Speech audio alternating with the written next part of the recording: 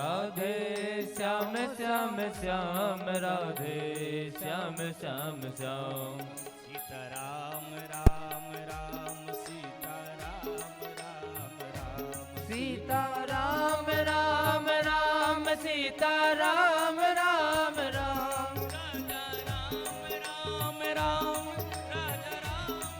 राम राम राजा राम राम राजा राम राम राम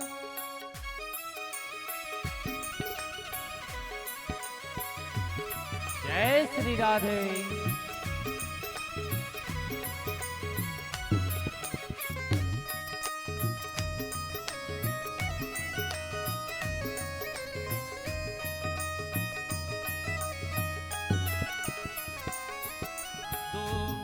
जाए द्वारिका त्रिवेणी जाए 3 बार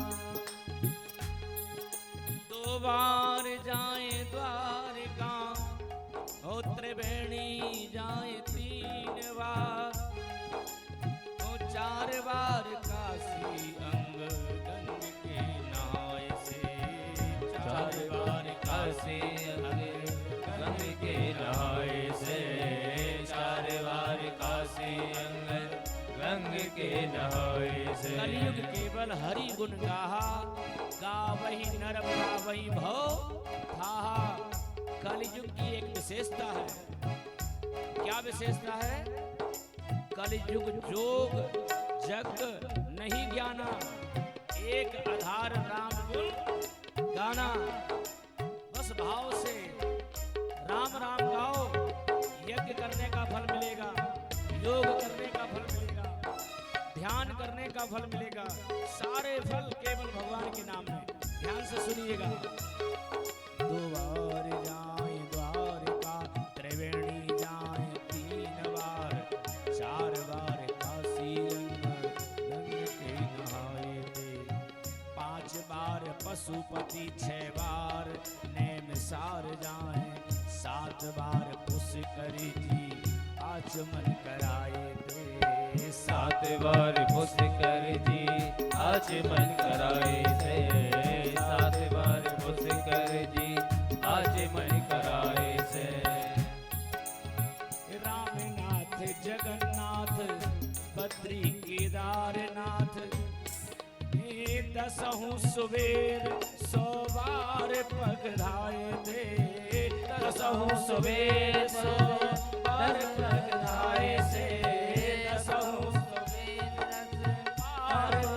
आए से जेते फल। अब आखिरी लाइन सुनिएगा ध्यान से।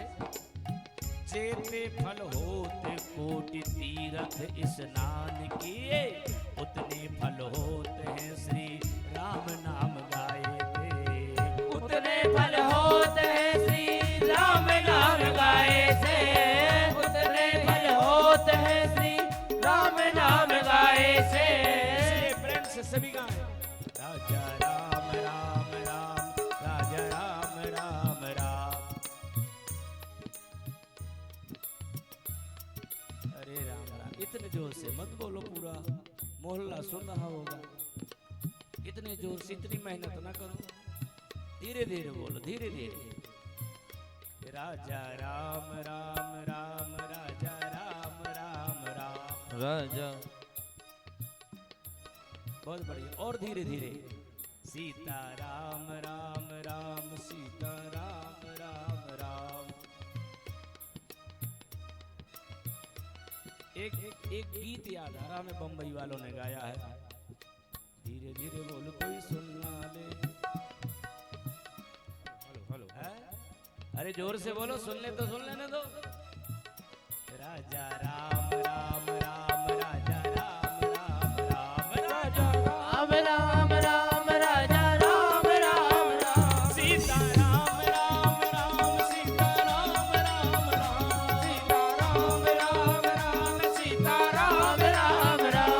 राधे श्याम श्याम श्याम राधे श्याम श्याम श्याम राधे श्याम श्याम श्याम राधे श्याम श्याम श्याम सीता राम राम राम सीता राम राम राम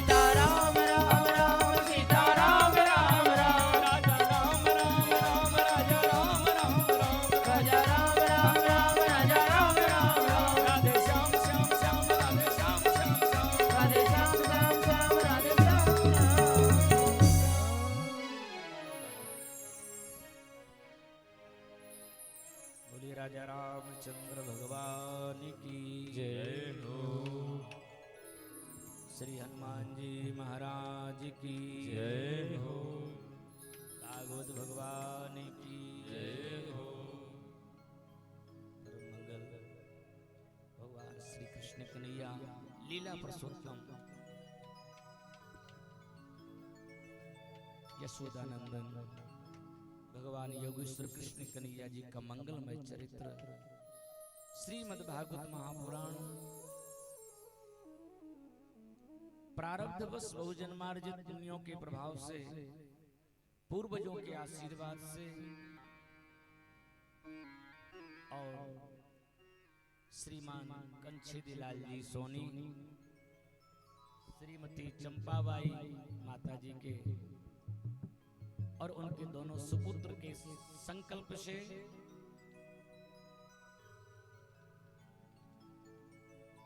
घर में प्रपौत्र के आने की इस मंगलमय बेला में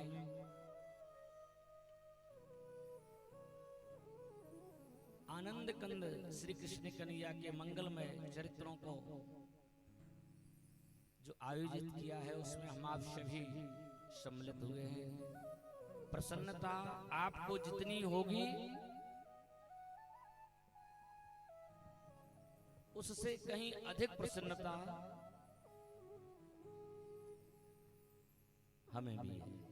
आप लोगों से भी ज्यादा प्रसन्नता हमें है, क्योंकि बरसों के बाद में गुरुहुरु आने का अवसर मिला है। ऐसे तो चक्कर लगा गए हम, कई बार यहाँ से आए निकल गए, लेकिन आप सभी लोगों के मंगल दर्शन करने का सौभाग्य प्राप्त नहीं हुआ था। लेकिन सोनी जी ने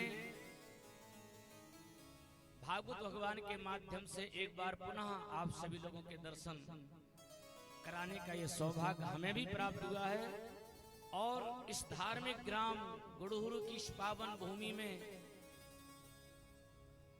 भागवत भागीरथी निरंतर जो 7 दिवसों तक प्रवाहित होगी, उसमें हम आप सभी लोग को मन भर के गोता लगाएंगे और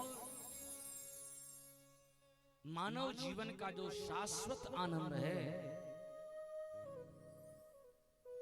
हम मृग मरीचिका की तरह आनंद की खोज, आनंद की तलाश सांसारिक वस्तुओं में या सांसारिक संबंधों में, रिश्तों में खोजते हैं कि इसमें आनंद होगा, अमुक वस्तु में आनंद होगा, अमुक संबंध या रिश्तों में आनंद होगा। मृग मरीचिका की तरह यह झूठ है। मृग को लगता है जब प्यास लगती है, बैसाख और ज्येष्ठ के महीनों में जब जल का अभाव होता है, दूर दूर तक जब पानी नहीं कहीं होता है और हिरण पानी की खोज में पूरे जंगल में भटकता है कि कहीं पानी मिल जाए। आप लोग इस बात को देखे होंगे, अनुभव किए होंगे कि बैसाख और जेठ के महीनों में जो लपट चलती है तो ऐसे लगने लगता है जैसे पानी बह रहा हो। रोड पर, डामर रोड पर देखेंगे तो ऐसा लगेगा जैसे पानी भरा हो, लेकिन जैसे जैसे आप बढ़ते जाएंगे वैसे दूर होता जाएगा, क्योंकि वो पानी होता ही नहीं है, आभास होता है पानी के जैसा। इसी प्रकार से संसार में हम जो आनंद समझ रहे हैं कि आनंद है, आनंद होता नहीं है।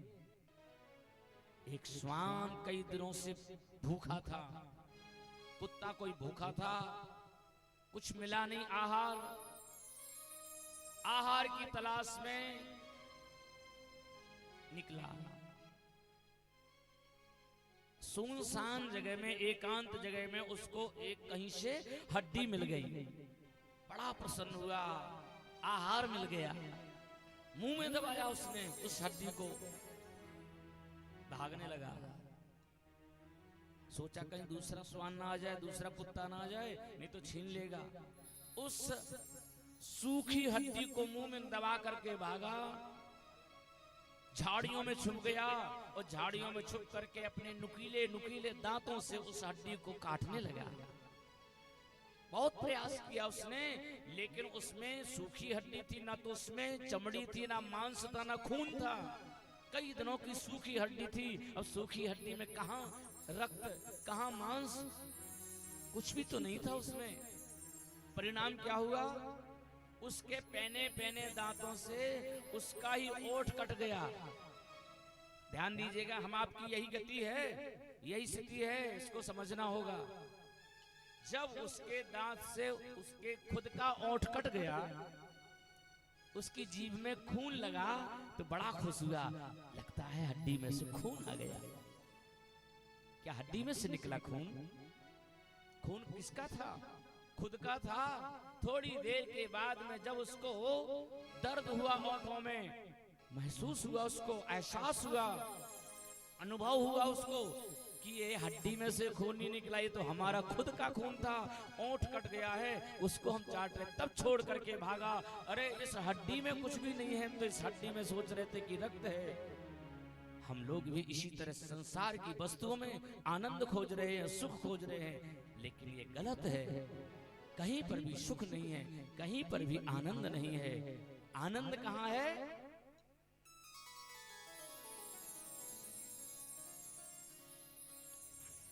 जो आनंद सिंधु सुख राशि, जो आनंद सिंधु सुख राशि, जो आनंद सिंधु सुख राशि, जो आनंद सिंधु सुख राशि। आनंद का सागर कौन है? जो आनंद सिंधु सुख राशि, जो आनंद सिंधु सुख राशि। सीकर ते त्रयी लोक सुखासि, सीकर ते त्रयी लोक सुखासि। आनंद सागर, आनंद घंटो श्री कृष्ण कन्हैया ही हैं। इसलिए हमें यदि आनंद की खोज करना है तो आओ ठाकुर जी की शरण में। इतना आनंद मिलेगा, इतना आनंद मिलेगा कि हमारा आपका जीवन सार्थक हो जाएगा।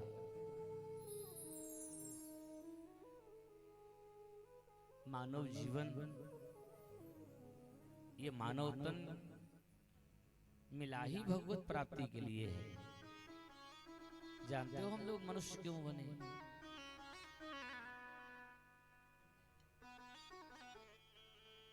99% लोगों को पता नहीं होगा कि हम लोग मनुष्य बने किस लिए हैं और बनाया किसने है।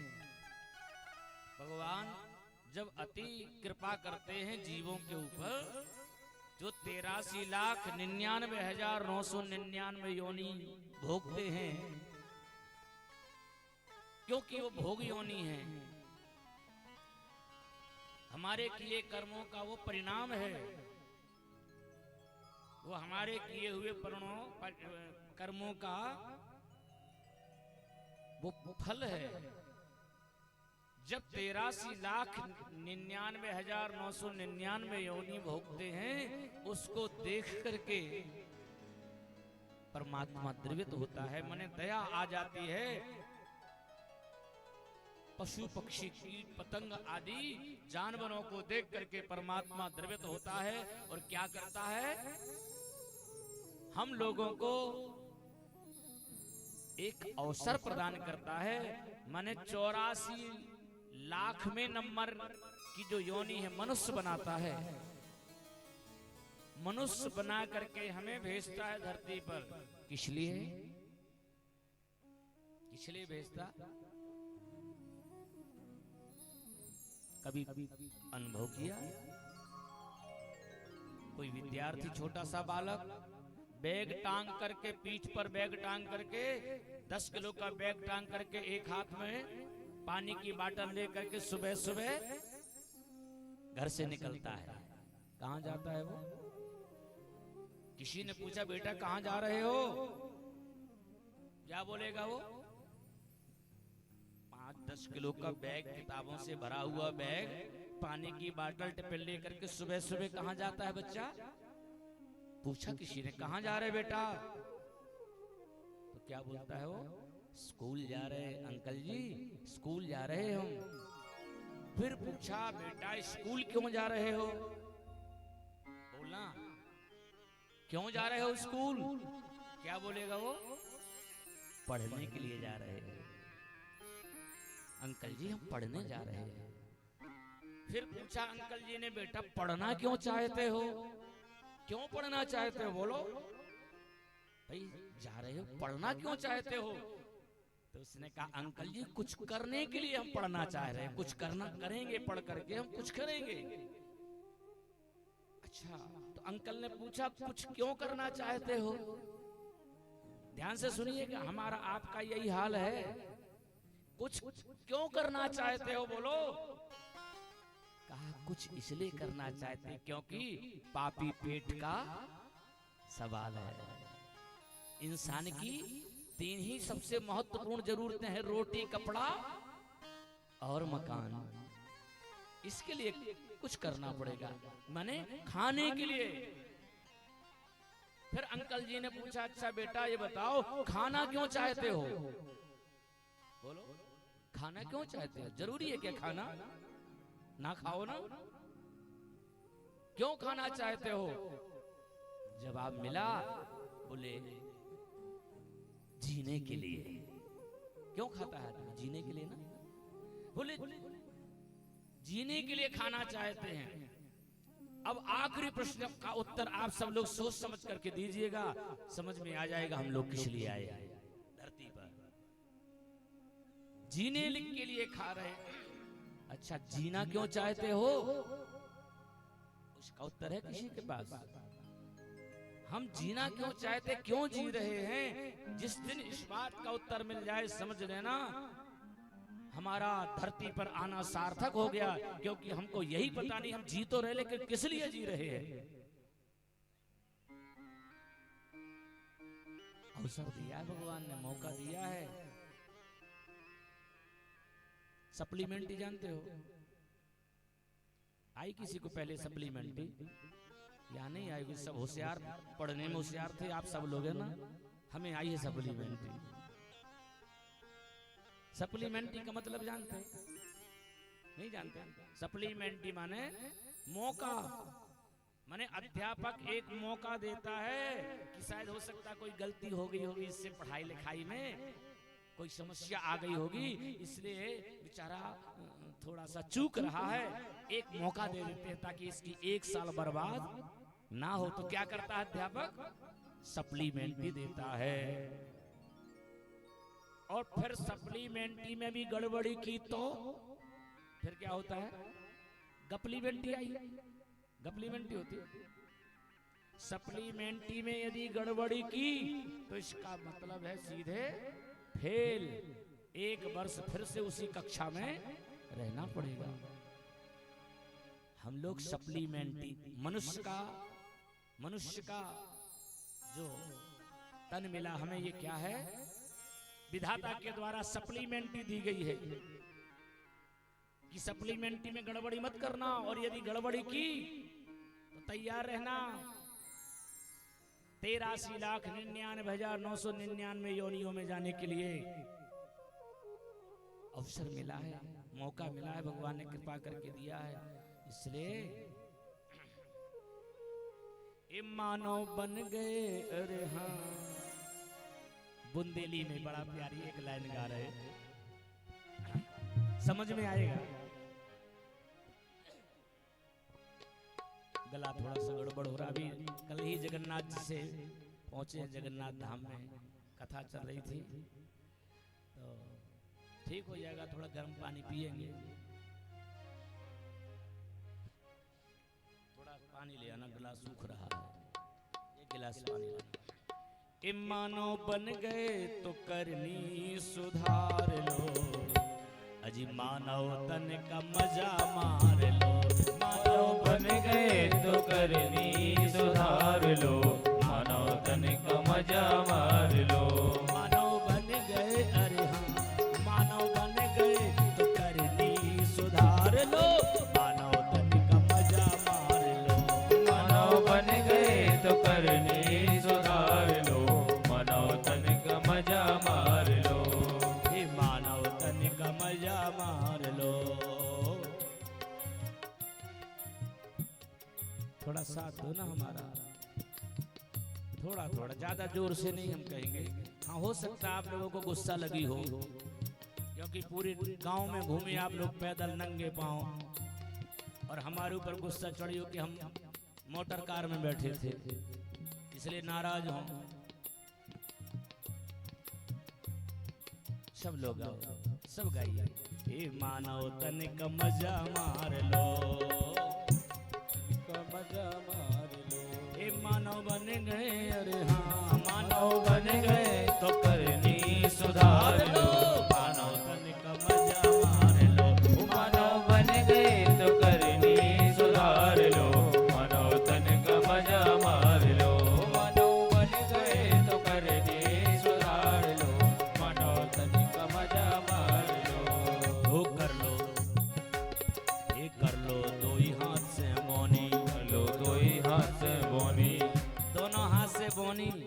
कर्मों का बीज बोलो। अब ये हमारे आपके विवेक की बात है कि हम आप कौन सा बीज बोते हैं? धान बो रहे, गेहूं बो रहे, प्याज लगा रहे, लहसुन लगा रहे, क्या लगा रहे?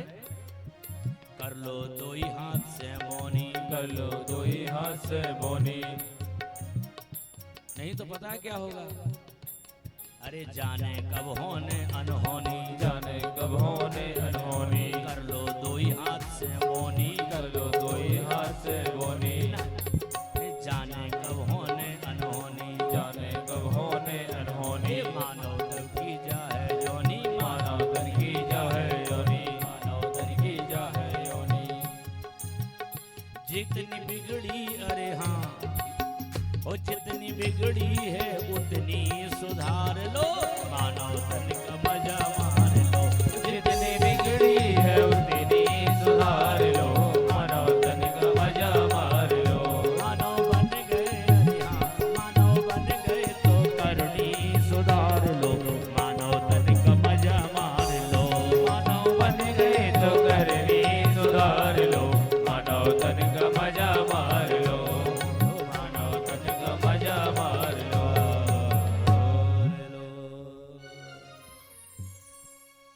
भगवत प्राप्ति के लिए ही मानव तन मिला है, ध्यान रखिएगा। यही साधन है ये श्रीमद् भागवत महापुराण।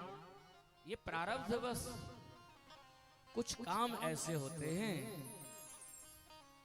कुछ काम ऐसे होते हैं जो हम लोग कर लेते हैं, थोड़ी बहुत मेहनत परिश्रम प्रयास करते तो कर लेते हैं, लेकिन एक काम ऐसा है जो बिना भगवान की कृपा के हो ही नहीं सकता। चाहे लाख उपाय कर लो, सोचते ही रहोगे, सोचते ही रहोगे, सोचते रह जाओगे लेकिन कर नहीं पाओगे। और वो कौन सा है? शंकर जी कह रहे हैं पार्वती जी से,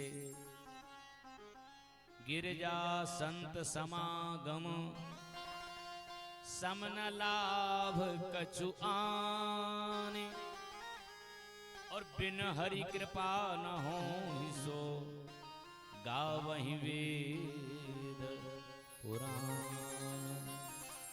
बिन हरि कृपा न हो सो गावहि वेद पुराण।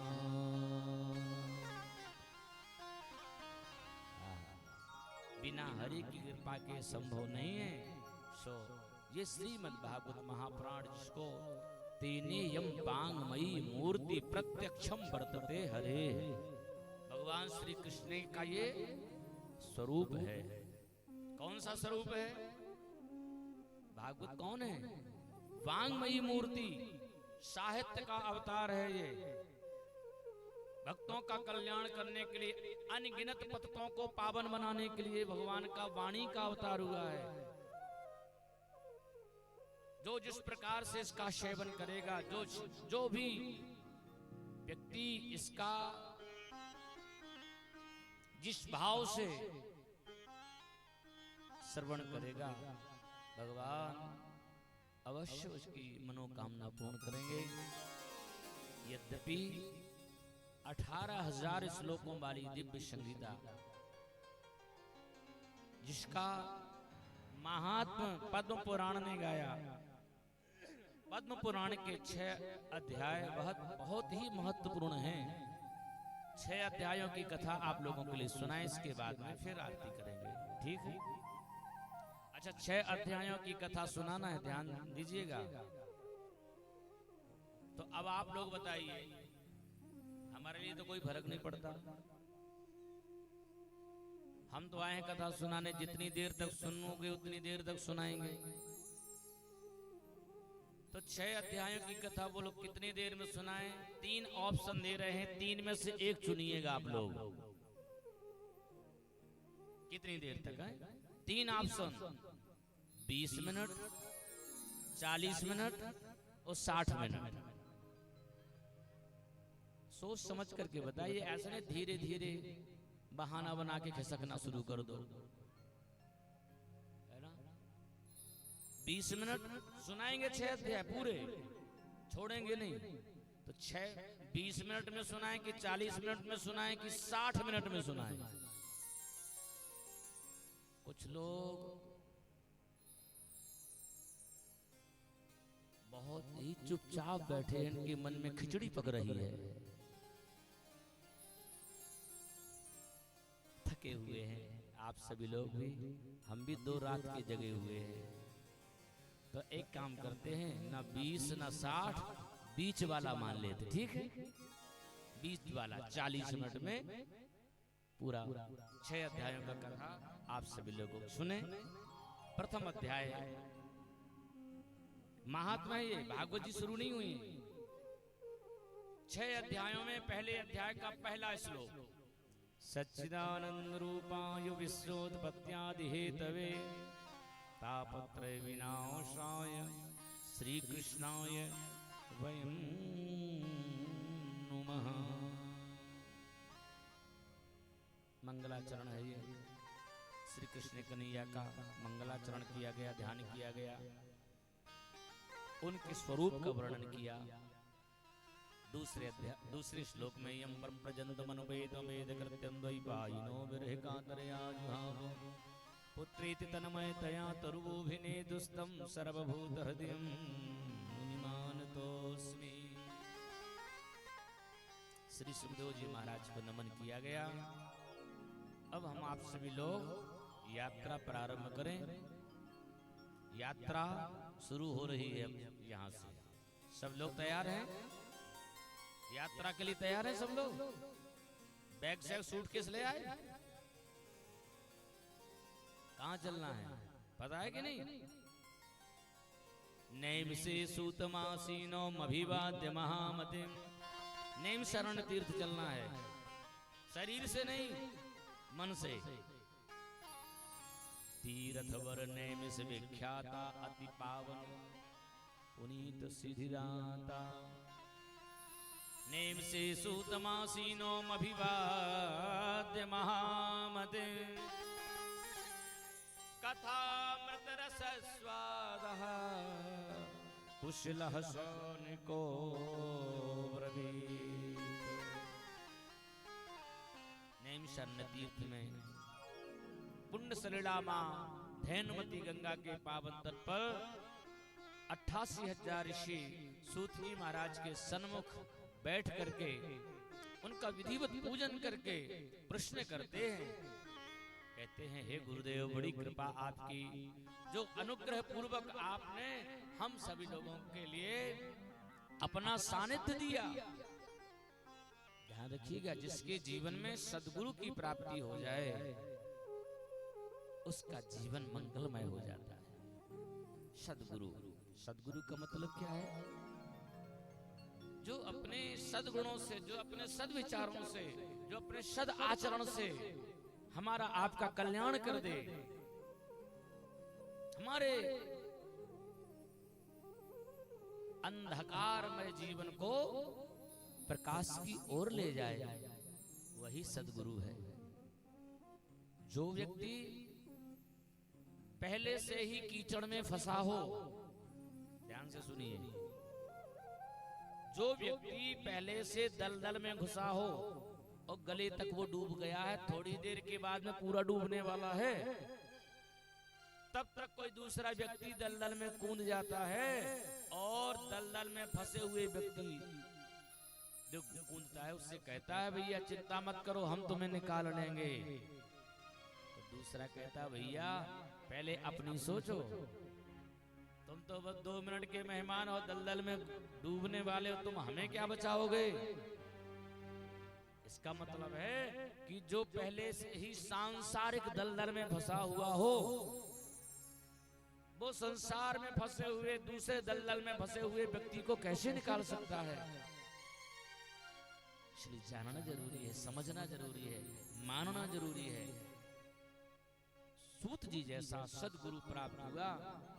शौनकादिक ने विभिन्न प्रश्न किए। आत्म कल्याण का उपाय, प्राणी मात्र का कल्याण कैसे हो, कली के प्रभाव से कैसे बचा जाए, भगवान के चरणों में प्रेम कैसे हो, प्रभु की बलीय सी माया से कैसे बचा जाए, आदि बहुत सारे प्रश्न किए। सूत जी महाराज ने कहा, हे ऋषियों, बहुत सुंदर प्रश्न है आपके। भगवान श्री कृष्ण कन्हैया ही सभी का मंगल कर सकते हैं। ठाकुर जी ही अपनी कृपा यदि जीव के ऊपर कर दे तो उसका जीवन सार्थक हो जाए, उसका जीवन मंगलमय हो जाए। उसके लिए भगवान के उन साधनों को हमें अपने जीवन में उतारना होगा। और भगवान को प्राप्त करने के साधन क्या है, भगवान को कहाँ ढूंढना है, कहाँ मिलते हैं भगवान। ना हम बसामि वैकुंठे योगी नाम हृदय न च मद भक्ता यत्र गायन्ति तत्र तिष्ठामि नारदा। भाव से, प्रेम से जो भक्त अपने प्रभु को गाता है, भगवान वहीं प्रकट हो जाते हैं।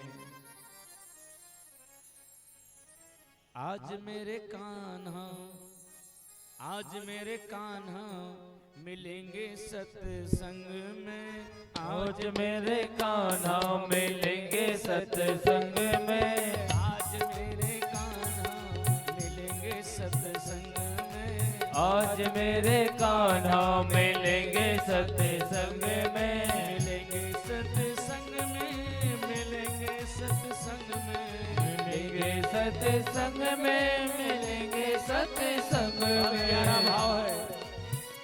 मिलेंगे सत्संग में, मिलेंगे सत्संग में, मिलेंगे सत्संग में, मिलेंगे सत्संग में। आज मेरे कान्हा, जय हो। आज मेरे कान्हा मिलेंगे सत्संग में, आज मेरे कान्हा मिलेंगे सत्संग में, आज मेरे कान्हा मिलेंगे सत्संग में, आज मेरे कान्हा मिलेंगे सत्संग में। घर का ताला खुले चाबी से, घर का ताला खुले चाबी से, चाबी खो गई तो ताला खोलेगा नहीं, क्या होगा, टूटेगा, खुलने वाला नहीं है। घर का ताला खुले चाबी से, घर का ताला खुले चाबी से, लेकिन मन का ताला, मन का ताला खुले सत्संग में, मन का ताला खोलेंगे सत्संग में, मन का ताला खोलेगी सत्संग में, मन का ताला खोलेगा सत्संग में। आज मेरे कान्हा मिलेंगे सत्संग में, आज मेरे कान्हा मिलेंगे सत्संग में।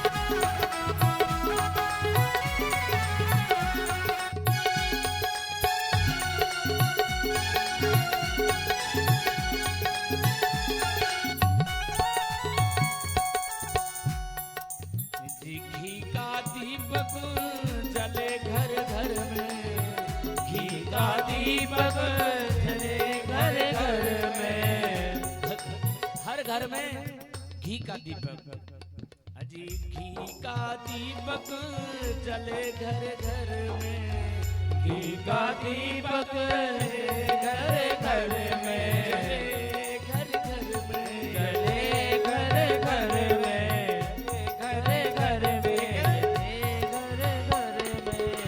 मन का दीपक, मन का दीपक जले सत्संग में, मन का दीपक जले सत्संग में। आज मेरे कान्हा मिलेंगे सत्संग में, आज मेरे कान्हा मिलेंगे सत्संग में, आज मेरे कान्हा मिलेंगे सत्संग में, आज मेरे कान्हा मिलेंगे सत्संग में।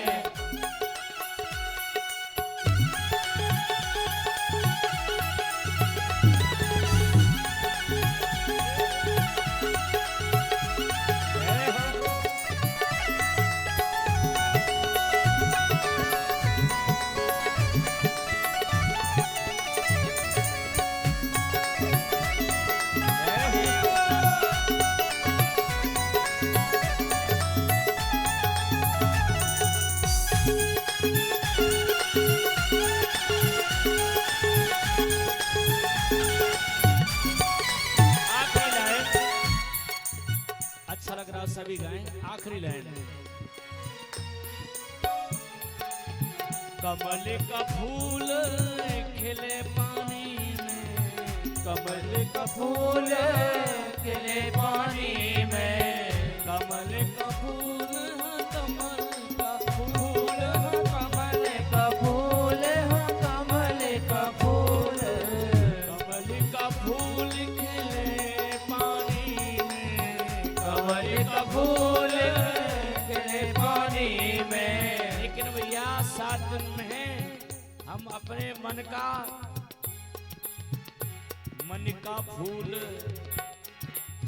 मन का फूल खिले जी सत्संग में, मन का फूल खिले जी सत्संग में। आज मेरे कान्हा मिलेंगे सत्संग में, आज मेरे कान्हा मिलेंगे सत्संग में, मिलेंगे सत्संग में, मिलेंगे सत्संग में, मिलेंगे सत्संग में, मिलेंगे सत्संग में, मिलेंगे सत्संग में, मिलेंगे सत्संग में, मिलेंगे सत्संग में, मिलेंगे सत्संग में। आज मेरे कान्हा, आज मेरे कान्हा मिलेंगे सत्संग में, आज मेरे कान्हा मिलेंगे सत्संग में, आज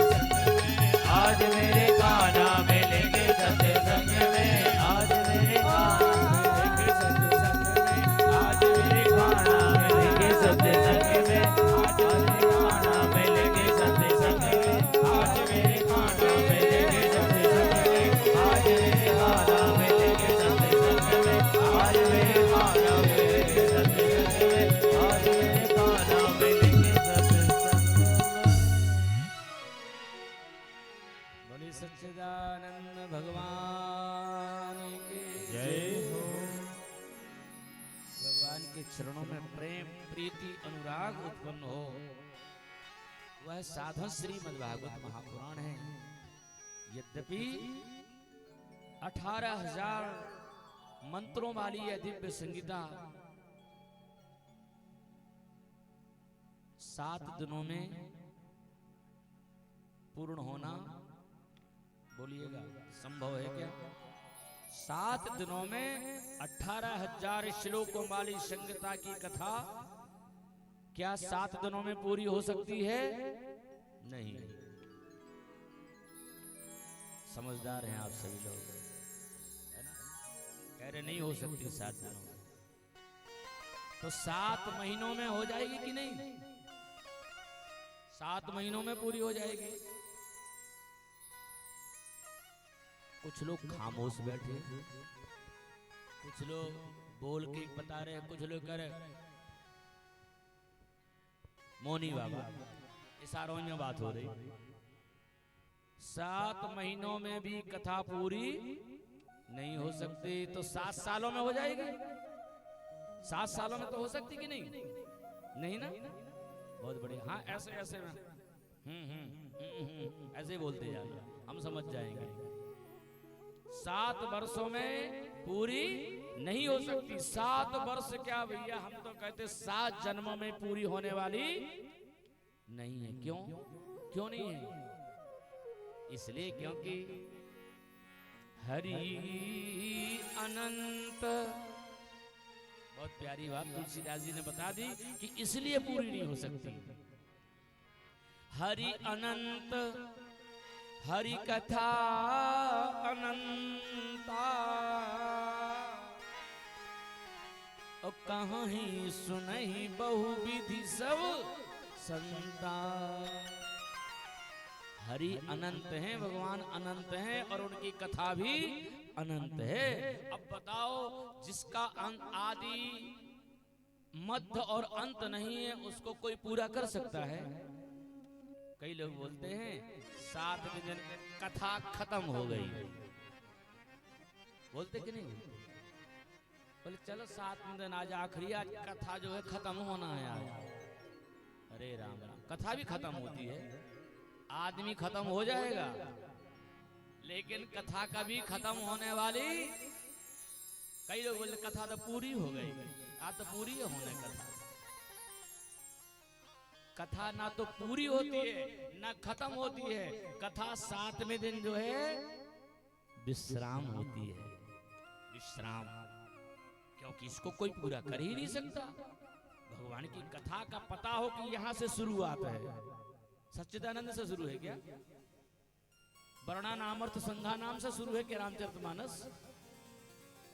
भगवान का चरित्र किसी को पता नहीं कि शुरू कहां से है और विश्राम कहां है, समाप्त कहां है, कोई पता नहीं है। ये तो जहां से शुरू करो वही शुरुआत है और जहां जय बोल दो वही पूरी है। यही मान के चलना। इसलिए 7 दिनों में देवर्षि नारद जी के लिए सनकादि ऋषियों ने वर्णन की थी। क्योंकि महात्मा हमेशा दूरदर्शी हुआ करते हैं, बहुत आगे तक की सोच रखते हैं महापुरुष। उनको पता है आने वाला समय कैसा होगा। लोग जो हैं परिश्रमी नहीं होंगे, आलसी होंगे। आलसी नंबर 1 के आलसी गुड़हरू में नहीं होंगे, बड़े मेहनती परिश्रमी होंगे। लेकिन अन्य जगहों की हम बात कर रहे हैं, आलसी नंबर 1 के होंगे।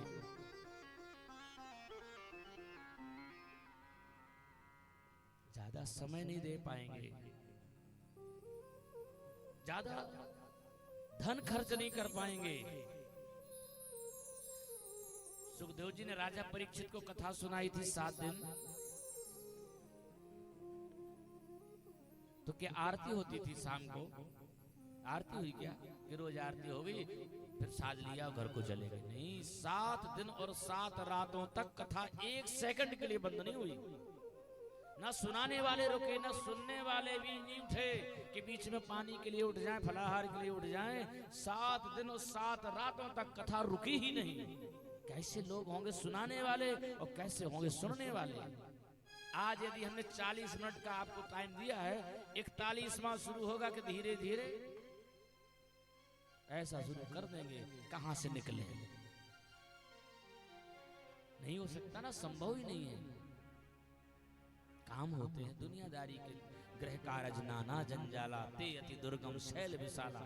अभी भोजन भी बनाना है, काम भी करना, दिया बत्ती करना, बहुत से काम होते हैं, तो संभव नहीं। इसलिए क्या बढ़िया बात, 7 दिनों की जो प्रसंग आप महीनों सालों में सुनो, वही 7 दिनों में देवर्षि नारद जी के लिए सनकादि ऋषि ने वर्णन किया था। जब नारद जी सनकादि ऋषियों के पास बद्रिकाश्रम गए थे, तब उन्होंने पूछा था अपने दुख का कारण बताओ। तब उन्होंने कहा था कि मैं पृथ्वी पर निकला था भ्रमण करते हुए, लेकिन मैं भूमंडल के सभी तीर्थों में गया, कहीं पर भी हमें तीर्थों जैसा आचरण और व्यवहार कहीं नहीं मिला। जहां देखो लूट घसोट हो रही है, झूठ कपट हर तीर्थों में है। कुछ लोग तो बेचारे कहते अब नहीं जाना, आ गए सो आ गए, अब तीर्थ नहीं आना। वहां के रहने वाले भैया कपड़े की तरह निचोड़ लेते हैं। ठगों की कमी नहीं है, चोर बदमाशों की कमी नहीं है। जितने भी नास्तिक हैं वो तीर्थों में जाकर के रह रहे, इसलिए कहा है भागवत जी में महात्मा लिखा, अत्युग्र भूरि कर्माणो नास्तिका रौरवा जना ते तिष्ठन्ति तीर्थेषु तीर्थ सारस ततो गतः। तीर्थों को बर्बाद करने वाले कौन हैं? तीर्थों में रहने वाले जो अपने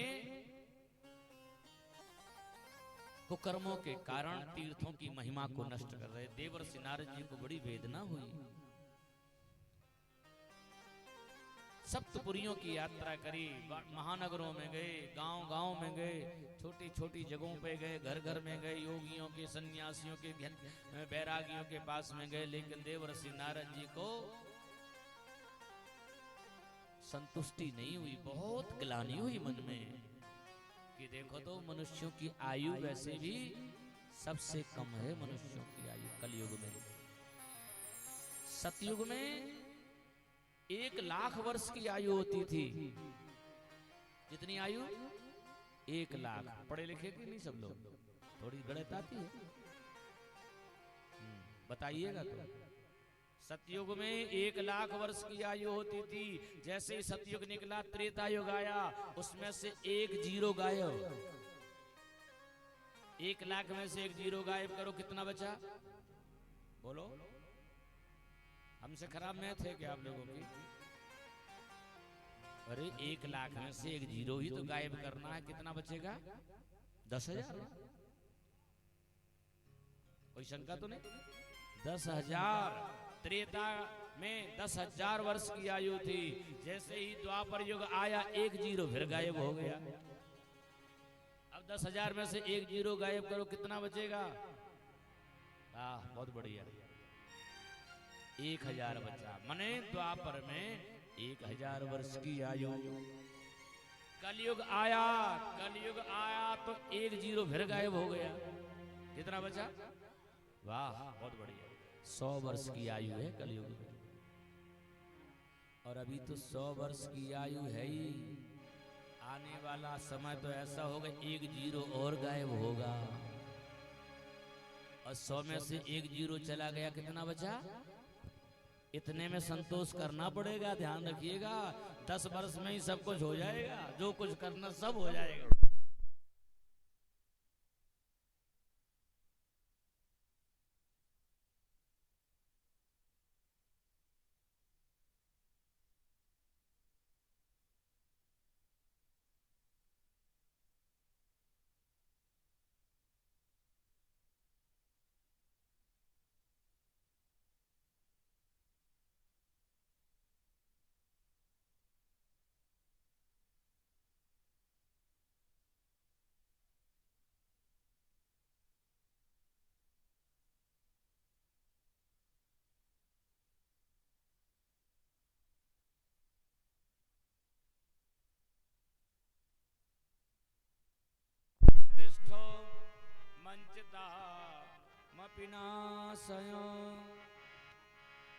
हे महात्मन क्षणम ब्रह्मताम, थोड़ा रुक जाइए, क्योंकि साधु संतों के दर्शन हो जाएं।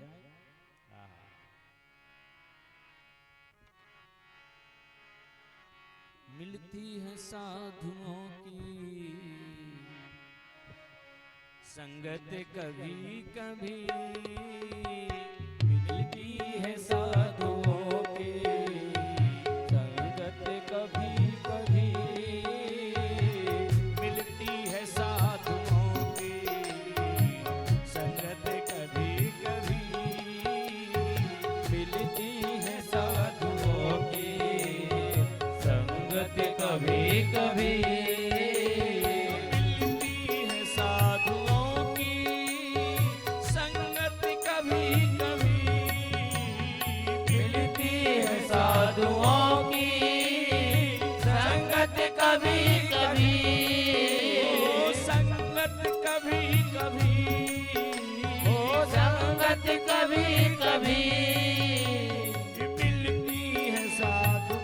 की संगत कभी कभी,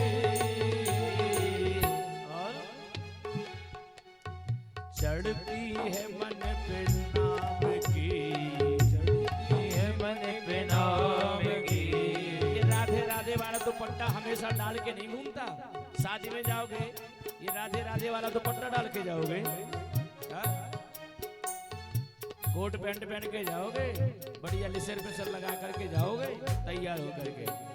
अरे ये तो बड़ी मुश्किल से ये भगवान की कृपा से रंगत बनती है।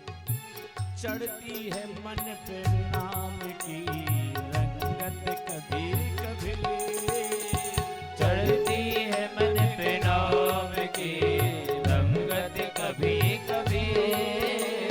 मिलती है साधुओं की संगत कभी कभी, मिलती है साधुओं की संगत कभी कभी।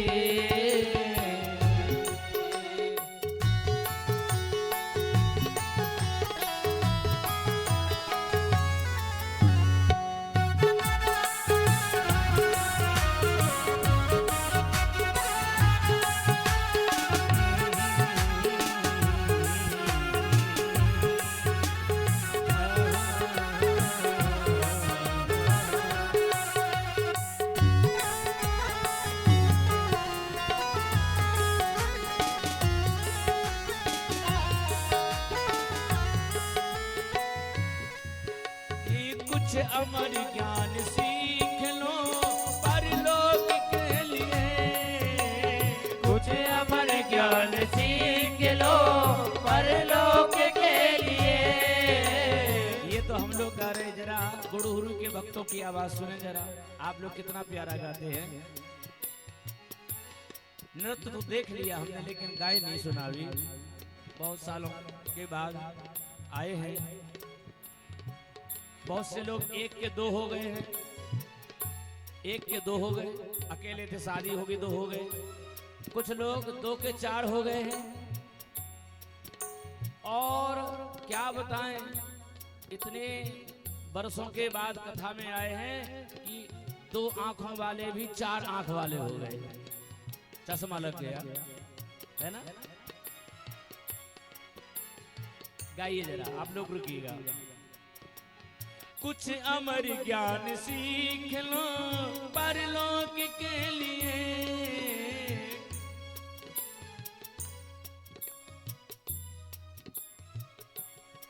अरे लग नहीं रहा कि गुरुरू में बैठे। जोर से गाओ, जैसे लड़ाई झगड़ा करते हो ना घर में, उतनी आवाज में गाओ। कुछ अमर ज्ञान सीख लो परलोक के लिए, कुछ अमर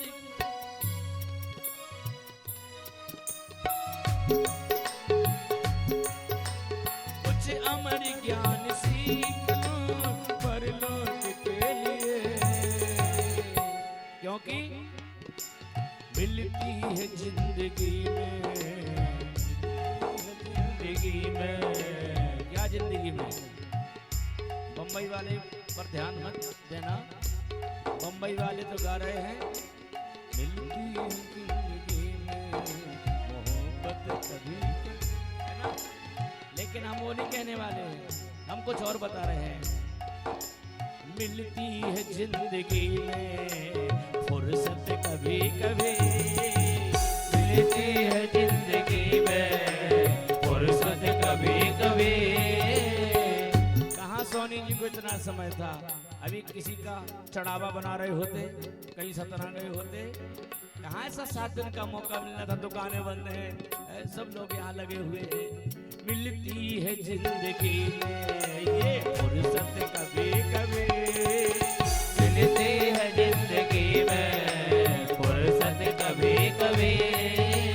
मिलती है साधुओं की संगत कभी कभी, मिलती है साधुओं की संगत कभी कभी।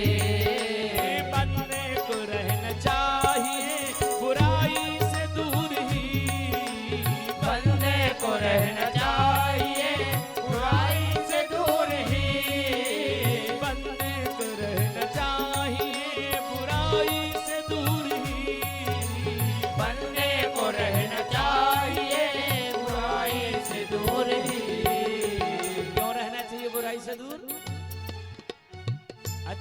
बातों का असर देर से होता है, लेकिन कुसंग का असर बड़ी जल्दी हो जाता। ध्यान रखिएगा। 100 लीटर पानी को मीठा बनाने के लिए 30 किलो चीनी घोलना पड़ेगा, है ना। शरबत बनाना है 100 लीटर का, तो 30 किलो शक्कर घोलना पड़ेगा। और 100 लीटर पानी में 1 बूंद मिट्टी का तेल गिर जाए तो बताना सही, पानी पियोगे? 1 बूंद माटी का तेल गिर गया जिस 100 लीटर पानी में, तो बताइए 100 लीटर पानी 1 बूंद मिट्टी का तेल खराब कर देती है। इसलिए हमारे जीवन में भी कुसंग का असर बड़ी जल्दी होता है। जितना संग का असर नहीं होगा उतना असर कुसंग का होगा।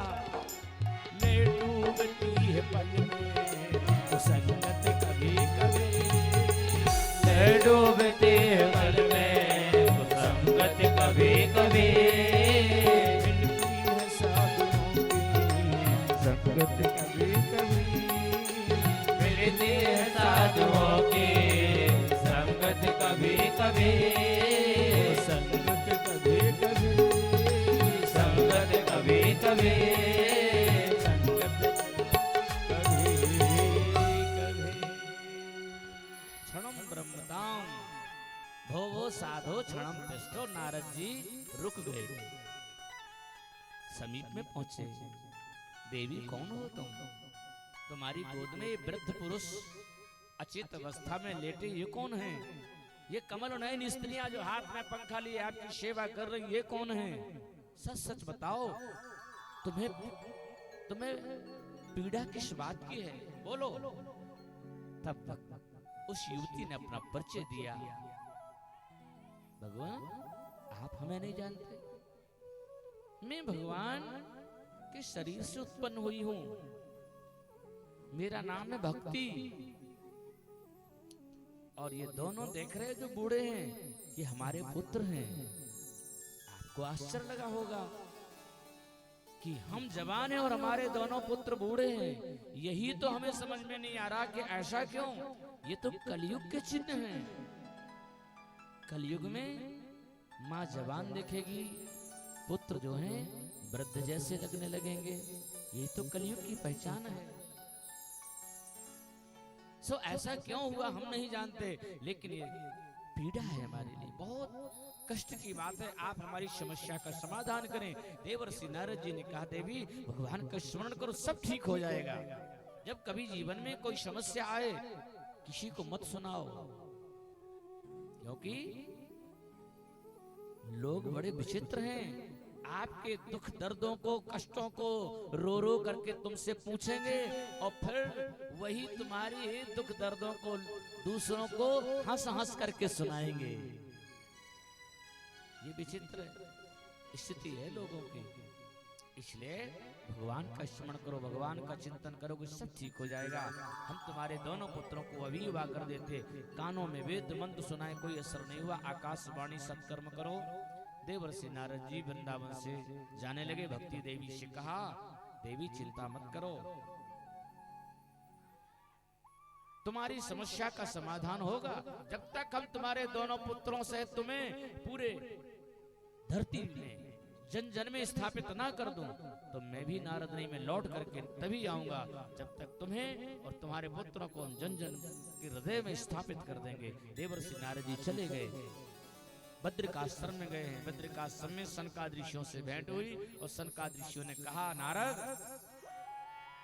सत्कर्म सूचको नूनम ज्ञानी यज्ञो स्मृतो बुधैः श्रीमद्भागवत लापा सतु गीता शुकादिः। सत्कर्म सूचको नूनम, सत्कर्म क्या है? भगवान की कथा ही सत्कर्म है। कथा का आयोजन करो। कहाँ करें? गंगा द्वारे समीपे तु तट आनंद नाम गम। कहाँ करें कथा का आयोजन? गंगा के द्वार। कहाँ है गंगा का द्वार? हरिद्वार को गंगा का द्वार कहा जाता है। धरती पर गंगा जी आई हिमालय से, हरिद्वार से ही प्रवेश करती, इसलिए हरिद्वार का एक नाम है गंगा द्वार। वहां आनंद वन है। आनंद वन में गंगा के तट पर कथा का आयोजन करो। देवर्षि नारद जी ने गंगा के तट पर आकर के मंडप बनवाया और वहां कथा का संकल्प लिया। सनक सनंदन सनातन सनत कुमार चारों ऋषि व्यासपीठ पर विराजमान हुए। नारद जी बैठे श्रोता के रूप में। लोगों ने सुना, अरे गजब का ये सत्र प्रारंभ होने जा रहा है, जहां स्वयं भगवान के अंश अवतार सनकाद ऋषि कथा कहेंगे और सुनने वाला कोई साधारण संत नहीं है, देवर्षि नारद जैसा श्रोता, तो निश्चित रूप से वहां चलना चाहिए। सारे लोग वहां पहुंचे, कथा प्रारंभ हुई। सनक जी ने कहा, सदा सेव्या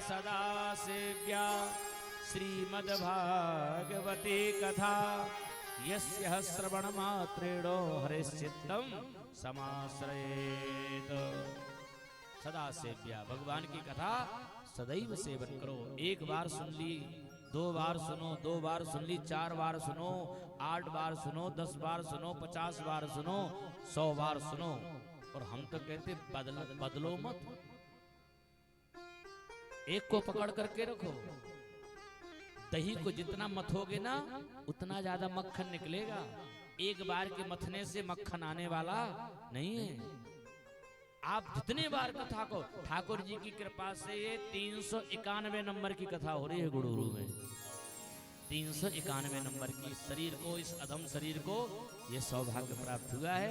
जो 390 नंबर की कथा हुई थी जगन्नाथपुरी में, और 391 नंबर की कथा ठाकुर जी ने इस अधम शरीर को बोलने का अवसर प्रदान किया है।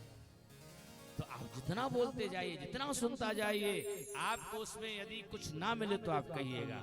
धीरे धीरे कृपा होती है। आप सोचो कि आज हम बादाम 250 ग्राम बादाम खा लें और कल कहें कि ताकत नहीं आई, मोटे नहीं हुए। एक दिन के बादाम खाने से मोटे हो जाओगे, साल 2 साल खाओगे तब धीरे धीरे उसका असर होगा। आपका एक कथा सुनिए सब कुछ हो जाए? नहीं, सुनते रहिए, बदलिए मत, लगे रहिए। सदा सेव्या श्रीमद्भागवती कहा कथा, तो इससे होगा क्या? यस्याः श्रवण मात्रेण हरिश्चित्तम समाश्रयेत। भगवान के चरणों में प्रेम होगा, याद रखिएगा। यदि संसार से प्रेम होगा ना तो भगवान से प्रेम नहीं हो सकता। जितना हमारा सांसारिक लोगों में, सांसारिक भौतिक वस्तुओं में प्रेम होगा तो भगवान में प्रेम नहीं हो सकता। और भगवान से प्रेम हो जाए तो सारी दुनिया फिर अच्छी लगेगी ही नहीं, फिर कोई अच्छा लगेगा नहीं।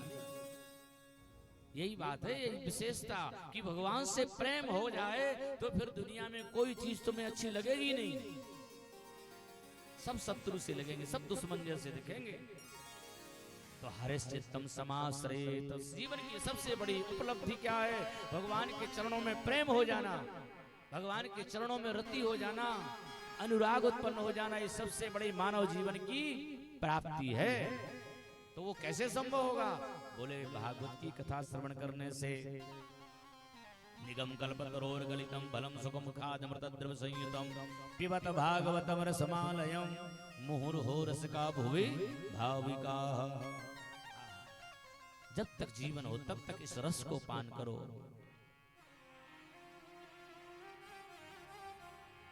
किस किस को सुनने का अधिकार है? पंचोग्र पापा छल छदब कारण सनकाद ऋषि कहते हैं बस 5 मिनट में कथा विश्राम कर रहे। 35 मिनट हो गए होंगे शायद, इतने हो गए, हम घड़ी नहीं देखते, कथा बोलते। जब सारे होने लग जाएं तब हम समझ जाते हैं कि हो गई है, समय पूरा है ना। 40 मिनट हो गए, होने वाले हैं, अभी नहीं हुए। हमारी घड़ी थोड़ी स्लो चलती है, आप लोगों की घड़ी बड़ी फास्ट चलती होगी, हमारी स्लो चलती है। सूत जी महाराज सौनकाद ऋषियों को कह रहे हैं कि कथा कोई भी सुन सकता है, सबको श्रवण करने का अधिकार है। 5 प्रकार के जो महापापी हैं, स्वर्ण की चोरी करने वाला महापापी, जो स्वर्ण चुराता हो उसको महापापी, स्वर्णतेयी मद्यपेयी मद्यपान करने वाला, जो शराब पीता हो, मदपान करता हो, आग लगा देता हो, हत्या करता हो, ब्रह्म गौ हत्या करता हो और इन चारों का जो संग करता हो, उनको साथ देता हो, वो भी महापापी है। यदि ऐसा व्यक्ति भी कथा श्रवण करे तो उसका भी उद्धार हो जाए। सुखदेव जी सूत जी महाराज सोनका ऋषियों को कह रहे हैं कि हे ऋषियों, एक आत्मदेव नाम के पंडित जी का प्रसंग सुनाया, जिनके यहाँ कोई संतान नहीं थी। धुंधली जो उनकी पत्नी थी, स्वभाव थोड़ा कर्कश था धर्म पत्नी का। पत्नी सुलक्षणा सुशीला चरित्रवान तभी मिलती है जब हमारे कई जन्मों के पुण्य अच्छे हों। पत्नी मनोरमा देहि मनोवृत्तानुसारिणी। धरती के जो 6 सुख हैं, उन 6 सुखों में गिनती लगाइएगा। यदि ये 6 चीजें हैं तो आप धरती पर पूर्ण रूप से सुखी हैं। 6 सुख कौन कौन से हैं? पहला सुख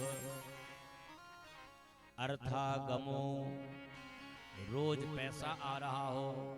50% दिमाग आदमी का खराब तब होता है जब पैसा ना आ रहे हो, मूड खराब रहता है। 50% दिमाग खराब रहता, पैसा ना आए तो रोज पैसा आवे। अर्थागमो नित्यमरो गीता च। और दूसरा सुख है बीमारी ना हो शरीर में। नहीं तो पैसा तो खूब आ रहा है, ढेर लगा है पैसों का, लेकिन डॉक्टर ने मना किया है कि ना घी चुपड़ी रोटी खा सकते हो, ना रबड़ी मलाई खा सकते हो, ना मीठा खा सकते हो। क्या खाओगे? बोले लौकी का जूस पियो, भाजी खाओ, बिना घी की रोटी खाओ, बिना शक्कर की चाय पियो। अब पैसा धरे किस काम के वो पैसे? ना खा पा रहे, ना ढंग से जी पा रहे। अर्थागमो नित्य मरो, इसलिए निरोगी काया हो। प्रियचा भार्या, और पत्नी कैसी हो? मधुर बोलने वाली, मृदुभाषिणी हो। मधुर और मीठा बोलने वाली आज्ञाकारी पत्नी हो। वशिष्ठ पुत्रोर्थ करी च विद्या। और पुत्र जो हो वो हमारे अनुकूल चलने वाला हो, आज्ञा का अनुसरण करने वाला हो, आज्ञाकारी हो, और विद्या हमारी अर्थ करी हो। यदि जीवन में ये 6 चीजें हैं तो धरती पर आप पूर्ण रूप से सुखी हैं। आत्मदेव पंडित जी को सबसे पहली बात तो पत्नी जो मिली श्रीमती जी, स्वभाव ठीक नहीं था, कुछ सटर पटर स्वभाव वाली थी। दूसरी समस्या थी कि आधी उम्र बीत गई लेकिन संतति की प्राप्ति नहीं हुई। और तीसरी समस्या क्या थी आत्मदेव जी पंडित जी को, कि कोई जजमान ने पंडित जी को गौदान किया, कई वर्ष हो गए लेकिन उसने बछड़ा को जन्म नहीं दिया। माने गौ माता भी बांझ हो गई। तुलसी का पौधा यदि लगाते थे 4 महीने 6 महीने रहता था, बाद में सूख जाता था। आत्मदेव जी दुखी हुए, पता नहीं किस जन्म के पाप से सब हम भोग रहे हैं। एक दिन घर से निकल गए, आत्महत्या करने के लिए गए थे। एक सन्यासी जी मिल गए। सन्यासी जी ने वेशभूषा को देख करके समझ गए कि कोई ब्राह्मण देवता है। और ब्राह्मण देवता कहाँ भटक रहे जंगल में? कहा महाराज हम आत्महत्या करने आए हैं, रस्सी गले में फंदा डाल करके अभी झूल जाएंगे, पेड़ से नीचे गिरेंगे, अपने प्राणों को त्याग देंगे। तब महात्मा जी ने समझाया, अरे पंडित होकर के, ब्राह्मण होकर के, विद्वान होकर के तुम ये क्या सोच रहे हो? आत्महत्या क्या किसी समस्या का समाधान होता है? सबसे बड़ा पाप माना जाता है यदि खुद आत्महत्या करते हो। मनुष्य जीवन मिला है, आप उसका आनंद लो। रोने लगे पंडित जी, बोले आधी उम्र बीत गई, अब क्या आनंद ने? घर में समस्याएं ही समस्या हैं। कम से कम घर में एक पुत्री हो जाती, पुत्र हो जाता, कुछ भी तो हो जाए। सूना आंगन कम से कम किलकारियों से गूंजने लग जाए। लोग पता नहीं कैसे कैसे ताने मारते हैं। इसलिए हम तो भाई आज मरेंगे, या तो हमें संतान की प्राप्ति हो। मस्तिष्क की रेखाओं को सन्यासी जी ने पढ़ लिया और क्या बोले? पंडित जी, 7 जन्मावधि तब पुत्रो नैव च नैव चो। श्रीमान जी, आप इस जन्म की तो ठीक 7 जन्म तक की तुम आशा छोड़ दो, तुम्हारे यहाँ कोई संतान सुख नहीं लिखा है। लेकिन पंडित जी ने पैर पकड़ लिए, बोले महाराज ऐसा मत बोलो, आप तो हमें आशीर्वाद दो, नहीं तो आपके सामने ही हम मरेंगे। महाराज ने सोचा कहां चक्कर में पड़ गए सन्यासी जी ने, ये मर जाएगा, हत्या हमें लगेगी। तब भगवान को स्मरण किया। सन्यासी जी ने अपनी झोली में से एक फल निकाला, बोल लो अपनी पत्नी को खिला देना। फल लेकर के पंडित जी बड़े खुशी खुशी घर लौट करके आए, अपनी धर्म पत्नी को बुलाया, देवी अब हमारे सुख के दिन आने वाले हैं। धर्मपत्नी ने कहा कि कैसे सुख के दिन? बोले हाथ आगे करो। सो उसने हाथ आगे किया, तुरंत फल रख दिया। बोले महात्मा का दिया प्रसाद है, जल्दी स्नान कर लो, पूजा पाठ करके भगवान का स्मरण करके संतों का स्मरण करके इसको पालो। बोले इसको क्या होगा इसके पाने से? अरे बोले हम लोगों के भाग खुल जाएंगे, महात्मा का प्रसाद है, संतान होगी। स्वभाव तो जानती हो कैसा था उसका। फल तो ले लिया और कहा ठीक हम स्नान करके खा लेंगे। अपनी छोटी बहन से सलाह ली, बोले दीदी बताओ ऐसा होता है क्या? संतान की प्राप्ति फल खाने से होती हो तो तुम ही बताओ, सच है क्या? उसने कहा कहाँ चक्कर में पड़ गए, बाबा के चक्करों में पड़ गए। तुम्हारे पति देव बड़े सीधे साधे भोले वाले हैं, कहाँ चक्करों में पड़ गए? कोई ऐसा नहीं होता है। और यदि होता है तो एक काम करो, ये फल जो है गाय को खिला दो, कितने सालों से इसने बछड़ा नहीं दिया, खिला दो, पता चल जाएगा कि होता है कि नहीं। तुम बोल देना कि हाँ हमने खा लिया। 9 महीने घर से मत निकलना, 4 पाई पर पड़े रहना। हमारे पेट में जो बच्चा है हम तुम्हें दे देंगे, उसके बदले में तुम कुछ रुपया हमें दे देना, पैसा दे देना। तुम्हारे यहाँ संतान नहीं, हमारे यहाँ धन नहीं है, तो एक काम करते हम संतान तुम्हें दे देंगे, तुम हमें धन दे देना। योजना बन गई दोनों बहनों की। पति के साथ इतना बड़ा षड्यंत्र। गाय को फल खिला दिया, 9 महीने तक 4 पाई पर लेट गई। बेचारे पंडित जी बड़े खुश कि लगता है कि कुछ है मने होने वाला है, कुछ गर्भवती होगी हमारी पत्नी। ऐसा नाटक किया इसने। पड़ी रहती थी पलंग पर, घर का कोई काम धाम नहीं करना। पंडित जी खुद सारा काम कर रहे, भोजन बनाने से लेकर के बर्तन मांजने से लेकर चूल्हा चकिया साफ सफाई से लेकर के सारा काम बेचारे पंडित जी करें। और मैडम से बढ़िया पड़ी 4 पाई पर बढ़िया मौज कर रही हैं। 9 महीने के बाद में अपनी छोटी बहन के पुत्र को अपना पुत्र कह करके पति को प्रसन्न कर दिया। पति बेचारे समझ नहीं पाए, इतना बड़ा षड्यंत्र किया। नीति शास्त्र कहता है यदि इतने लोग घर में हों तो समझ लेना मौत रह रही है आपके साथ। देख लीजिएगा, सोच समझ लीजिएगा, जो हम नाम ले रहे इतने लोग यदि आपके साथ हैं तो मौत रह रही है। कौन कौन से गिनती लगाइएगा। दुष्टा भार्या, यदि पत्नी दुष्ट स्वभाव की है, दुष्चरित्र है, दुष्टा भार्या, सठम मित्रम, और मित्र जो है सठ स्वभाव का, कभी भी धोखा आपको देने वाला, धोखा देने वाला मित्र यदि आपके साथ रह रहा है। दुष्ट पत्नी, उल्टा पत्नी यदि आपके साथ रह रही है, कभी भी आपको नीले ड्रम में पैक करके, बड़ा चला नीला ड्रम, क्या पता कब टुकड़े टुकड़े करके फ्रिज में रख दे, कब वो सोनम बन करके धक्का मार दे अपने पति को। सुना था कि नहीं सुना था? दुष्टा भार्या सठम मित्रम, और मित्र जो धोखेबाज हो, दगा देने वाला हो। धृतश्चोत्तरदायिका, और नौकर जो है वो जवाब सवाल करने वाला हो। 3 हो गए। और चौथा कौन सा? ससर्पी चाग्रहवासो मृत्युरेव न संशयः, और घर में सांप रह रहा हो। यदि घर में सांप रह रहा हो समझ लेना पता नहीं कब वो काट ले। ये 4 चीज यदि आपके अंग संग आसपास कहीं हैं तो सावधान रहना, कभी भी राम नाम सीधे साधे भोले वाले पति को इतना बड़ा छल किया। धुंधकारी नाम हुआ बालक का, लेकिन आश्चर्य देखिए 3 महीने के बाद उस गाय ने भी सुंदर बछड़े को जन्म दिया, लेकिन बछड़ा नहीं, अब की बार मानव आकृति के बच्चे ने जन्म दिया। कान केवल गाय के जैसे, लेकिन पूरा शरीर मानव आकृति का था। गौकर्ण नाम हुआ। पूरे गांव में घर घर में एक ही चर्चा हो रही कि देखो भगवान जब देते हैं तो छप्पर फाड़ के देते। अरे पंडित जी की यहाँ एक भी संतान नहीं थी, अब तो 2-2 हो गए। गैया भी ब्यानी तो क्या ब्यानी, पुत्र ब्यानी। मनुष्य का जन्म हुआ। दोनों बड़े हुए, गुरुकुल गए।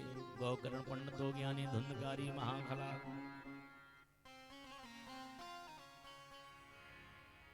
जिसके जैसे भाव होते हैं, जिसके जैसे विचार होते हैं, जिसका जैसा आचरण होता है, उनके यहाँ वैसे ही संतान होती है। ध्यान रखिएगा।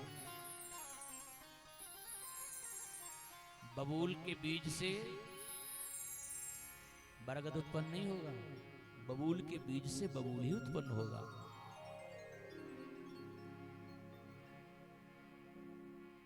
धुंधकारी महाखलः गौकर्ण पंडितो, संत का प्रसाद है वो। महाखल का मतलब जानते, सुपरलेटिव डिग्री। खल नहीं, महाखल। और महाखल का अर्थ है भैया जो सद असत का विचार ना करे, पाप पुण्य का विचार ना करे, अच्छे और बुरे का विचार ना करे, केवल मात्र पाप में लिप्त रहता हो, ऐसा व्यक्ति ही महाखल है। अपने पुत्र के व्यवहार से दुखी होकर के आत्मदेव जी बहुत परेशान थे। गौकर्ण जी ने आकर के उपदेश दिया और कहा, कहां चक्कर में पड़े हो, कोई किसी को सुख नहीं देता है, ये तो अपनी अपनी कमाई है। पुत्र के मोह में पड़े हो, अपना सारा जीवन बर्बाद कर रहे हो। जाओ भगवत भजन करो और भगवान से संबंध जोड़ो। गौकर्ण जी के उपदेश से आत्मदेव जी सब कुछ छोड़ करके चले गए। गौकर्ण जी तीर्थ यात्रा के लिए निकल गए। श्रीमती धुंधली देवी घर में रही, वो भी बेचारे क्या करें। धुंधकारी ने घर में रखा हुआ सारा धन जुए में बर्बाद कर दिया, कुकर्म में लगा दिया, बर्बाद कर दिया। इसलिए कहा, भैया तूने जो कमाया है दूसरा ही खाएगा। खाली हाथ आया है और खाली हाथ जाएगा। धन का उपयोग कर लो, नहीं तो तुम कमा करके दूसरा आनंद लेगा, पता नहीं कहां लगाएगा। सारा धन बर्बाद हो गया। अंत में धुंधली ने भी आत्महत्या कर ली, कुएं में कूद करके। 5 वेश्याओं को ला करके रखा, 5 वेश्याओं के द्वारा ही धुंधकारी मार दिया गया, जमीन में गाड़ दिया गया, प्रेत बना। गौकर्ण जी महाराज को डरा रहा है। गौकर्ण जी ने पूछा, कौन हो तुम? अहम भ्राता तुदीयोस्मि धुंधकारी नामता स्वकीये नैव दोषेण। प्रेत बता रहा है कि मैं आपका भाई हूं, मैंने तो आपका श्राद्ध कर दिया। गया पिंड सते नापि मुक्तिर्मे न भविष्यति। मेरी मुक्ति नहीं हो सकती गया पिंड करने से। गया जी में पिंड दान करने से उनकी मुक्ति होती जिनके कर्म अच्छे रहे हों, जिन्होंने पुण्य किए हों, अच्छे काम किए हों, परोपकार के काम किए हों, धार्मिक कार्य किए हों, समाज सेवा की हो, राष्ट्र सेवा की हो, उनका उद्धार पिंड दान करने से होता है, कुकर्मियों का नहीं। गंगा स्नान करने से पाप दूर नहीं होते। इतने सारे लोग नहा रहे तो क्या उनके पाप नष्ट नहीं होते? कहा बिल्कुल नहीं। गंगा में वही पाप धुलते हैं जो अनजाने में हो जाएं। गलती से जो पाप हो जाएं उसको गंगा जी धुल देती हैं। लेकिन जो प्लानिंग से पाप किए जाते हैं, योजनाबद्ध तरीके से जो पाप किए जाते हैं, वो पाप गंगा जी नहीं धोती, फिर कौन धोता है? बोले यमपुरी में जाओगे ना जब, तो यम के दूत जो हैं अपने लठ से उन पापों को धोते हैं। तो मेरी मुक्ति का कोई दूसरा उपाय करो। प्रेत चला गया। भगवान सूर्य नारायण से पूछा, गौकर्ण जी ने भागवत जी कथा सुनाओ। साप्ताहिक श्रीमद भागवत की कथा सुनाओ, इससे उसका उद्धार होगा। साप्ताहिक श्रीमद् भागवत ज्ञान यज्ञ का आयोजन किया गया। वायु रूप में जब आवाहन किया, वायु रूप में प्रेत आकर के एक बांस में छुप गया और बांस में छेद था, उसमें छुप गया। धुंधकारी प्रथम दिन की कथा हुई, एक गांठ फट गई, प्रथम ग्रंथि का भेदन हुआ। द्वितीय दिवस में द्वितीय ग्रंथि क्रमशः 7 दिनों में 7 गांठें बढ़ गई। बांस जो था 2 भागों में विभक्त हुआ। देव रूप में उसमें से धुंधकारी प्रकट हो गया। बोलिए भागवत भगवान की जय। विमान आया, विमान में जाने लगा। गोकर्ण जी ने पूछा कौन है आप, और ये कौन है बांस में से निकला। भगवान के पार्षद ने अपना परिचय दिया, इसको हम भगवत धाम ले जा रहे हैं, आपका भाई है, कथा सुनने से इसकी सदगति हुई है। गोकर्ण जी ने कहा कोई बात नहीं, ले जाइए, लेकिन ये बताइए बाकी लोगों को क्यों नहीं ले जा रहे। बोले ये इनसे पूछो, जैसी जैसी जिसकी जैसी बंदगी वैसी मेरी दया। भगवान कहते हैं जिसका जैसा भाव होगा, जैसा जिसकी बंदगी होगी, वैसा ही हम उसको फल देते हैं। यादृशर भावना यशो सिद्धर भवतु तादृशी। कुछ ना कुछ कमी तो रही होगी। अनुष्ठान का हमें फल नहीं मिला, क्यों नहीं मिला? अनुष्ठान कभी भी गलत नहीं होता है।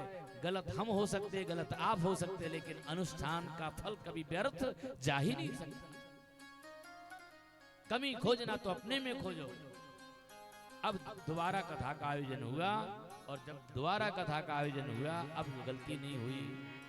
भक्ति सुतौ तौ तरुणौ गृहीत्वा प्रेमैक रूपा सहसा विरासीत। एक आश्चर्य हुआ। बस 1 मिनट में आरती करने जा रहे हैं हम लोग, 1 मिनट। भक्ति देवी अपने दोनों पुत्र भक्तौ सुतौ तौ, दोनों पुत्रों को उंगली पकड़ करके, जो कि अब युवा हो गए हैं, कथा में प्रकट हो गए, और दोनों जो है कीर्तन गाने लगे। ज्ञान वैराग्य और भक्ति कीर्तन गा रहे। कौन सा कीर्तन गाया? श्री कृष्ण गोविंद हरे मुरारे, हे नाथ नारायण वासुदेव। श्री कृष्ण गोविंद हरे मुरारे, हे नाथ नारायण वासुदेव। हे नाथ नारायण वासुदेव, हे नाथ नारायण वासुदेव, हे नाथ नारायण वासुदेव, हे नाथ नारायण वासुदेव। ज्ञान वैराग भक्ति देवी नृत्य कर रहे हैं। जहाँ ज्ञान वैराग भक्ति नाच रहे हों देवता, सब के सब वहां पहुंच गए। देवराज इंद्र मृदंग उठा करके बजा रहे हैं। प्रहलाद मजीरा, कोई करताल बजा रहा, नारद जी अपना वीणा बजा रहे हैं। सब देवता वहां नृत्य कर रहे हो, गा रहे हैं। राधे कृष्णा राधे कृष्णा कृष्णा कृष्णा राधे राधे, राधे कृष्णा राधे कृष्णा कृष्णा कृष्णा राधे राधे, राधे कृष्णा राधे कृष्णा कृष्णा कृष्णा राधे राधे, राधे कृष्णा राधे कृष्णा कृष्णा कृष्णा राधे राधे। बोले राधा कृष्ण भगवान की जय हो। और जहाँ पर सारे भक्त भगवान को गा रहे, भगवान वहीं प्रकट होते हैं। भगवान प्रकट हुए, देखते देखते सभी को मानो अपने हृदय में ही समाहित कर लिया। फूल बरस रहे हैं, नगाड़े बज रहे हैं, शंख की ध्वनि और भागवत भगवान की जयकारा लगा रहे हैं। बोलिए भागवत भगवान की जय हो। छठवें अध्याय में वर्णन किया कथा विधि। कथा का वक्ता कैसा होना, ये श्रोता कैसा होना चाहिए, बोलने वाला जो व्यास है वो कैसा होना चाहिए, इसका भली भांति विचार कर लेना चाहिए। वैष्णव हो, पुराण शास्त्र वेदों का जिसने अध्ययन किया हो, गुरु की शरणागति में रह करके उसने इतिहास को पढ़ा हो, समझा हो, साथ ही साथ जो बोल रहा हो स्वयं भी करता हो, ऐसा ज्ञानी कथावाचक हो। श्रोता वैष्णव वो भी हों और वो भी दीक्षित हों, गुरु दीक्षा लिए हों, कथा श्रवण करें, जो सुना जा रहा है उसका चिंतन करें, 7 दिनों तक कथा श्रवण करके हवन आदि करें, ब्राह्मण भोजन आदि कराएं और आखिरी दिन भागवत भगवान का पूजन करें। जो इस प्रकार से करता है वो भगवान का कृपा पात्र बनता है। भागवत जी के 6 अध्यायों की महात्म की ये कथा 6 अध्यायों की पूर्ण हुई। अब हाथ जोड़ने सभी लोग भागवत जी का जो पहला श्लोक है अब वो शुरू कर रहे हैं। पहला श्लोक, हाथ जोड़ने सभी लोग। भागवत जी के 18,000 श्लोक जो हैं, अब उसमें पहले अध्याय का पहला श्लोक है ये। जन्माद्यस्य यतोऽन्वयादितर्थस् चार्थेषु विज्ञासुराट् तेने ब्रह्म हृदय आदि कवये मोहयन्ति यत सूरया तेजो वारिमृदां यथा विनिमयो यत्र त्रिसर्गो मृषा धाम्ना स्वेन सदा निरस्तु कुहिकं सत्यं परं धीमहि सत्यं परं धीमहि सत्यं परं धीमहि। ये पहला श्लोक है भागवत। यही की कथा, यहीं से कल की कथा प्रारंभ होगी। आप सभी लोग कितने बजे? 2 बजे कि 3 बजे? 3 बजे है ना? हाँ 3 बजे बढ़िया। खा पी करके कोई घंटा भर यदि आराम करना चाहे तो आराम भी कर ले, ताकि यहाँ झटके ना लगे कथा में। तो बढ़िया आधे घंटे आराम भी कर लीजिएगा। तो आइए ठाकुर जी की आरती उतार लेते हैं जल्दी जल्दी, और प्रसाद लेकर के फिर सभी लोग अपने अपने स्थान को प्रस्थान करेंगे। और कल सभी लोग पधारें, 3 बजे से कथा प्रारंभ होगी, इसका आनंद लें। ओम ज्वालामालिनी नमः रत्नेश्वरी नमः। हरि ओम चंद्रमा मनसो जातक्षक्षोः सूर्यो अजायत श्रोत्रादारिश्च प्राणश्च मुखादग्निरजायत। ये कथा प्रतिदिन लाइव टेलीकास्ट हो रही है। पूरा भारत देश नहीं, पूरा विश्व जो है ये कथा को देख रहा होगा। यूट्यूब पर ये लाइव चल रही है कथा। आप सभी लोग जुड़ जाइएगा। आचार्य मृदुल बिहारी जी महाराज के नाम से जो चैनल है उस पर आप लोग सर्च कर लीजिएगा, उसमें जुड़ जाइएगा। एक दूसरे को सर्च शेयर भी कर दीजिएगा। इधर नाम लिखा है जो आचार्य मृदुल बिहारी जी महाराज, इंग्लिश में होगा, तो उसमें आप सर्च करके जुड़ जाइएगा। पूरी कथा का आनंद लीजिएगा, घर में जा करके भी सुनिएगा। और ये कैमरा आप सभी लोगों की तरफ घूमता रहेगा, आप लोग भी उसमें देखेंगे, क्योंकि देखने में तभी मजा आता जब खुद दिख रहे हो। और खुद ना दिखे तो चाहे कितना अच्छा एल्बम हो, चाहे कितनी अच्छी फोटो हो, अच्छी नहीं लग सकती है। तो भैया शुक्ला जी थोड़ा ध्यान रखिएगा, हम भले कम दिखें, इन सब लोगों को जरूर दिखाते रहिएगा, कैमरा घुमाते रहिएगा। तो आइए आरती उतार लेते हैं। जरा बंसी बजा दो, जरा बंसी बजा दो, मनमोहन में आरती करे आई हो। जरा बंसी बजा दो, मनमोहन में आरती करने आए हो। जरा बंसी बजा दो, मनमोहन में आरती करने आई हो। जरा बंसी बजा दो, मनमोहन में आरती करने आए हो।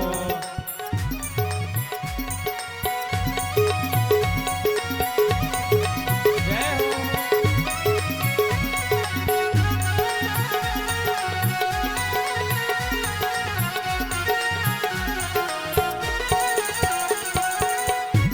मेरे हाथ में लोटा गंगा जल में जल को चढ़ाने आई हूँ। मेरे हाथों में लोटा गंगा जल में जल को चढ़ाने आई हूँ। मैं तुम्हें नहलाने आई हूँ। मैं तुम्हें नहलाने आई हूँ। जरा बंसी बजा दो, मनमोहन में आरती करने आई हूँ। जरा बंसी बजा दो, मनमोहन में आरती करने आई हूँ।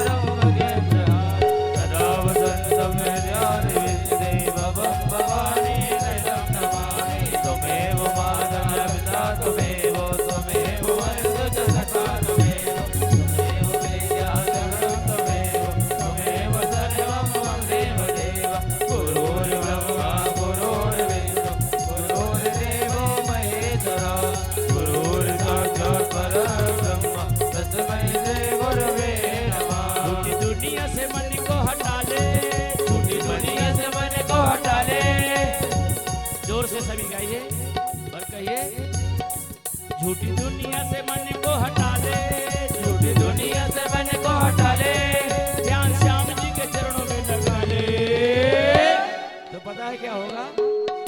नसीबा तेरा जाग जाएगा, नसीबा तेरा जाग जाएगा, ओ नसीबा तेरा जाग जाएगा, नसीबा तेरा जाग जाएगा, नसीबा तेरा जाग जाएगा, नसीबा तेरा जाग जाएगा। नसीबा कब जागेगा? पता है कब जागेगा?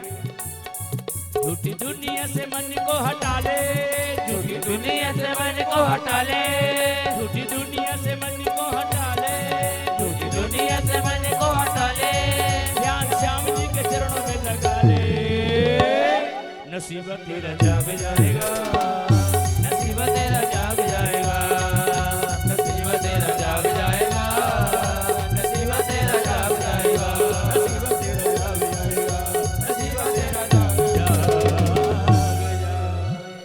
और दिक्यम समर्पयामि जलेनुचित कर्णम मंत्रपुष्पांजलिः। हरि ओम जनेन जगमय जन्त देवास्तानि धर्माणि प्रथमान्य सन्नातेह नाकं महिमानः सजन्ति यत्र पूर्वे साध्याः सन्ति देवाः। हरि ओम नंदनंदनाय विद्महे यशोदानंदनाय धीमहि तन्नो श्रीकृष्णः प्रचोदयात्। नाना सुगंध पुष्पाणि यथा कालोद्भवानि च पुष्पांजलिर्मया दत्त्वा ग्रहण परमेश्वरो मंत्र पुष्पांजलिं समर्पयामि। बोलिए भागवत भगवान की जय हो। राधा कृष्ण भगवान की जय हो। आज के आनंद की जय हो। जय जय श्री राधे जय जय श्री राधे जय जय श्री राधे। बहुत बहुत धन्यवाद सभी भाई बंधुओं के लिए, माताओं बहनों